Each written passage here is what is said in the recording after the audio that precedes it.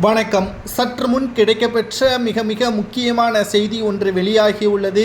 அதிமுகவின் செயற்குழு கூட்டத்தில் ஓபிஎஸ் அவர்கள் பங்கேற்பது உறுதியாகிவிட்டது.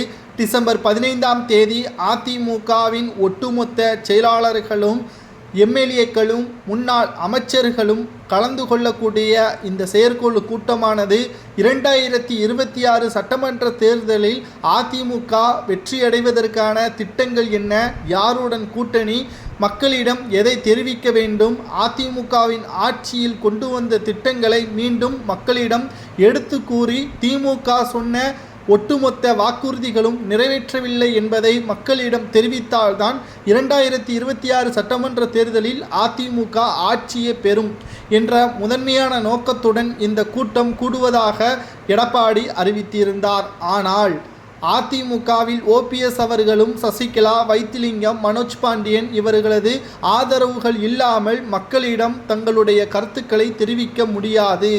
பொதுமக்களிடம் கருத்துக்களை தெரிவித்தாலும் பின்னால் அதிமுகவின் தொண்டர்கள் வர வேண்டும் என்றால் அதற்கு ஓபிஎஸ் அவர்களது ஆதரவாளர்களும் ஆதரவும் தேவை என்பதை தெள்ளத்தெளிவாக முன்னாள் அமைச்சர்களும் மூத்த நிர்வாகிகள் சில நபர்களும் எடப்பாடியிடம் கருத்துக்களை தெரிவித்துள்ளார்கள்.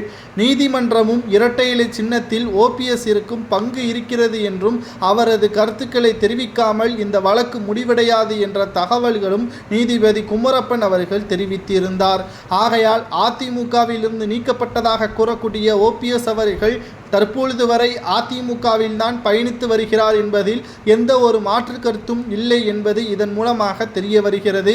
ஓபிஎஸ் அவர்கள் செயற்குழு கூட்டத்தில் கலந்து கொள்ளும் பொழுது அவருக்கு எதிராக யாரேனும் செயல்பட்டால் நிச்சயம் செயற்குழு கூட்டம் பாதியில் நிறுத்தப்படும் என்பதை செங்கோட்டையன் அவர்கள் ஆணித்தரமாக தெரிவித்திருக்கிறார்.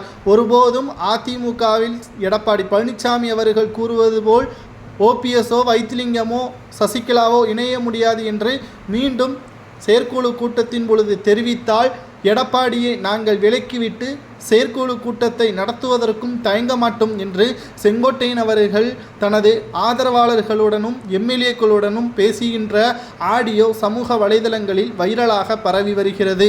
அனைத்திந்திய அண்ணா திராவிட முன்னேற்ற கழகத்தை மீட்டெடுக்கக்கூடிய பொறுப்பு ஓபிஎஸ் அவர்களுக்குத்தான் இருக்கிறது என்பதும் இதன் மூலமாக தெரிய வருகிறது.